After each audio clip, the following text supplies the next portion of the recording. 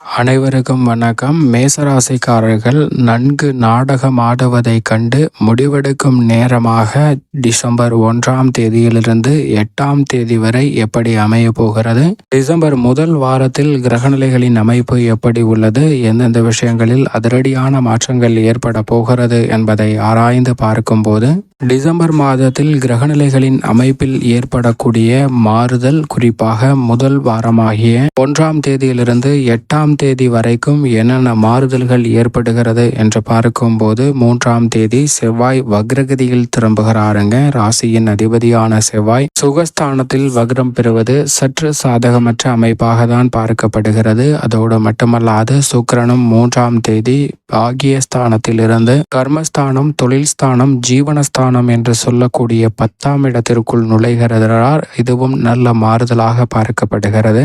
அஷ்டமஸ்தானத்தில் நிலை கொண்டிருக்கக்கூடிய வித்யாகாரகரான புதன் வக்ர நிவர்த்தி பெறுகிறாருங்க. இது சற்று சாதகமற்ற ஒரு அமைப்பாக பார்க்கப்படுகிறது. இப்படி பல அதிரடியான மாற்றங்கள் இந்த வாரத்தில் ஏற்பட நன்கு நாடகம் ஆடுவதைக் கண்டு முடிவெடுக்கக்கூடிய ஒரு சிறந்த தருணமாக நிச்சயமாக இல்லத்திலும் சரி, தொழில், உத்தியோகம், வியாபாரம், கலைத்துறை, அரசியல் என பல்வேறு வகையான பணிகளில் உங்களை சுற்றி இருப்பவர்கள் நன்கு நாடகமாடுவதைக் கண்டு சிறப்பான முடிவெடுக்கக்கூடிய வகையில் பல நல்ல வாய்ப்புகள் நிச்சயமாக உங்களுக்கு நிறைவாக அமைவதற்கான யோகத்தை இந்த தருணத்தில் கிரகநிலைகள் உருவாக்கி கொடுக்கின்றன. ஏனென்றால் இந்த தருணத்தில் கிரகநிலைகளின் அமைப்பு நன்கு நாடகமாடுபவர்களை விட்டு விலகுவதற்கான வாய்ப்பையும், சரியான முடிவெடுத்து பல திட்டங்களை செம்மையாக செயல்படுத்துவதற்கான நல்ல யோகமும் நிறைவாக அமைவதற்கான முதன்மையான வாய்ப்பை நிச்சயமாக உருவாக்கி கொடுக்கிறது. எனவேதான் நன்கு நாடகமாடுபவர்களை கண்டு சரியான முடிவெடுக்கக்கூடிய வகையில் அனைத்து விதமான பணிகளிலும் நல்ல மாற்றத்தை நிறைவாக சந்திப்பதற்கான வாய்ப்பு உண்டுங்க. உங்களுக்கு முன்னதாக ஒரு பேச்சையும் பின்னால் ஒரு பேச்சையும்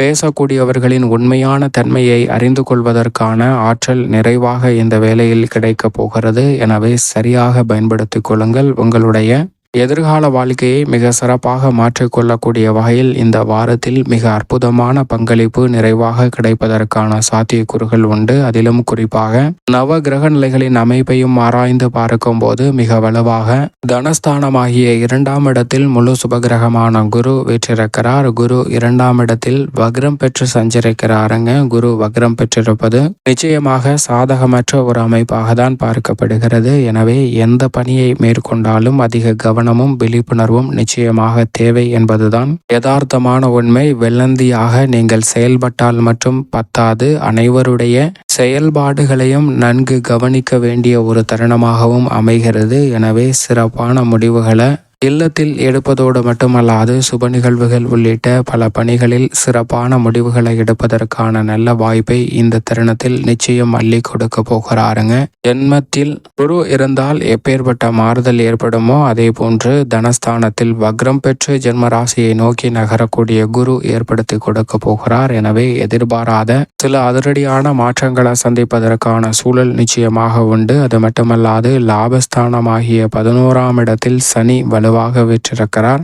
எனவே நினைப்பதை காட்டிலும் உத்தியோக ரீதியாக பல நல்ல வாய்ப்புகள் நிறைவாக அமையும். சின்ன சின்ன சந்தர்ப்பங்கள் கூட தங்களுக்கு மகிழ்ச்சியையும் முன்னேற்றத்தையும் பெற்றுத்தரக்கூடிய வாய்ப்புகளை உருவாக்கி கொடுக்குங்க. நீங்கள் எதிர்பார்ப்பதை காட்டிலும் அதிரடியாகவும் மகிழ்ச்சி நிறைந்தவையாகவும் பல நிகழ்வுகளை மாற்றிக்கொள்வதற்கான யோகத்தை நிச்சயமாக சனி ஏற்படுத்தி கொடுக்க போகிறார். தொழில்துறை, வியாபாரத்துறை, கலைத்துறை என அனைத்து விதமான பணிகளிலும் நீங்கள் எதிர்பார்க்கக்கூடிய பொருளாதார ரீதியான வளர்ச்சி கிடைக்கும். அதோடு மட்டுமல்லாது உங்களுக்கு யார் உற்ற உறுதுணையாக செயல்பட போகிறார்கள் என்பதையும் அறிந்து கொள்வதற்கான நல்ல சந்தர்ப்பம் நிச்சயமாக நிறைவாக கிடைக்கப் போகிறது. ஏனென்றால் உங்களுடைய சோதனையான காலகட்டத்தில் கூட உங்களுக்கு ஆறுதலாக இருப்பதற்கான பல நல்ல வாய்ப்புகள் கிரகநிலைகள் உருவாக்கி கொடுப்பதால் மனிதர்களின் உண்மையான சுயரூபத்தை புரிந்து கொள்வதற்கான நல்ல சந்தர்ப்பம் நிறைவாக கிடைக்க போகிறது. அது மட்டுமல்லாது விரயத்தில் ராகு இருப்பதால் எதிர்பாராத விரய செலவுகள் ஏற்படலாம். ஆனால் சுப விரயங்களாக மாற்றிக்கொள்வதற்கான சூழல் நிச்சயமாக உண்டு. அலைச்சல் அதிகரித்தாலும் கூட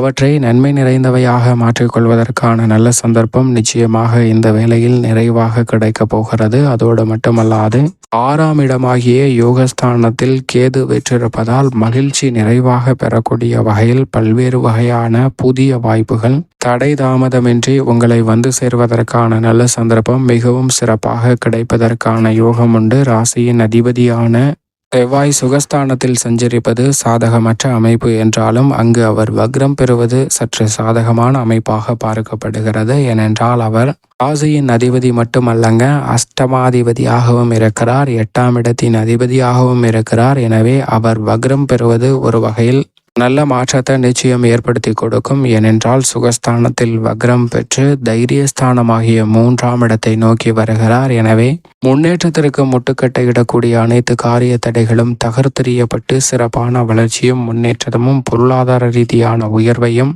சந்திப்பதற்கான வாய்ப்புகள் நிறைவாக கிடைக்கப் போகிறது. எனவே சரியாக பயன்படுத்தி கொள்ளுங்கள். ஆனால் அஷ்டமஸ்தானத்தில் சூரியன் மற்றும் வித்யாகாரகரான புதன் 2 கிரகநிலைகளும் இணைந்து சஞ்சரிப்பதால் உடல்நலத்தில் அதிக கவனம் தேவைங்க.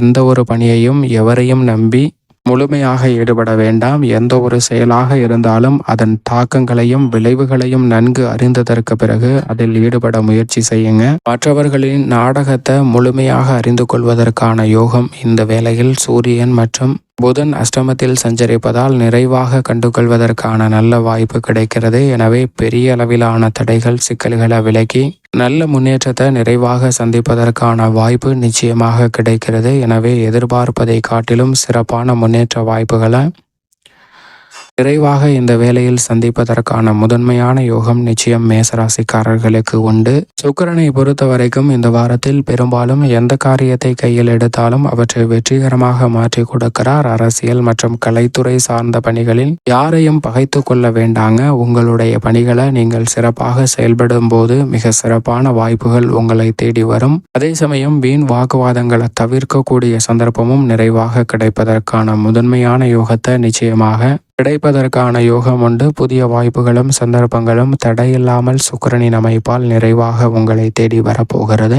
சந்திரனின் அமைப்பை பொறுத்த வரைக்கும் ஜென்ம ராசியில் அதிபதியான செவ்வாயின் மற்றொரு வீடான விருச்சிக ராசியில் சஞ்சரிக்க போகிறாருங்க. எனவே மேசராசிக்காரர்களுக்கு இந்த வாரத்தின் துவக்கத்தில் அஷ்டமத்தில் சந்திரன் இருந்தாலும் அதற்கு பிறகு வளர்பிறை சந்திரனாக மாறி வலம் வர போகிறார். 9, 10 ஆகிய இடங்களையும் லாபஸ்தானத்தையும் வலு சேர்க்க போகிறார். எனவே நினைப்பதை காட்டிலும் பல மடங்கு நல்ல வாய்ப்புகளை சந்திரனின் அமைப்பு வெற்றிகரமாக மாற்றி கொடுக்கும். ஆனால் 1, 2 ஆகிய தேதிகளில் சற்று கவனத்துடன் இருங்க. சந்திராஷ்டமம் 2ஆம் தேதி பிற்பகல் வரைக்குமே இருக்கிறது. எனவே கவனத்துடன் இருங்க. தேவையற்ற வாக்குவாதங்களை தவிர்ப்பது நல்லது. மேலும் இந்த தருணத்தை ஏற்படக்கூடிய தடைகளை தவிர்த்து நன்மை நிறைந்தவையாகவும் மகிழ்ச்சி நிறைந்தவையாகவும் மாற்றிக்கொள்வதற்கு நிச்சயமாக மேசராசிக்காரர்கள் வாரத்தில் செவ்வாய்க்கிழமை விரதமிருந்து அருகாமையில் உள்ள முருகப்பெருமானை வழிபாடு செய்யுங்கள். தவறாமல் இல்லம் சென்று தீபம் ஏற்றி வழிபாடு செய்யுங்கள். அப்போது மிகப்பெரிய அளவிலான வளர்ச்சி உங்களுடைய வாழ்வில் நிச்சயம் நிறைவாக கிடைக்கும். ஆலயத்திலும் இல்லத்திலும் தீபமேற்றி வழிபாடு செய்வதால் மிக அற்புதமான மாற்றங்களும் நிறைவாக அமைவதற்கான யோகம் நிச்சயம் மேசராசிக்காரர்களுக்கு கிடைக்கும்.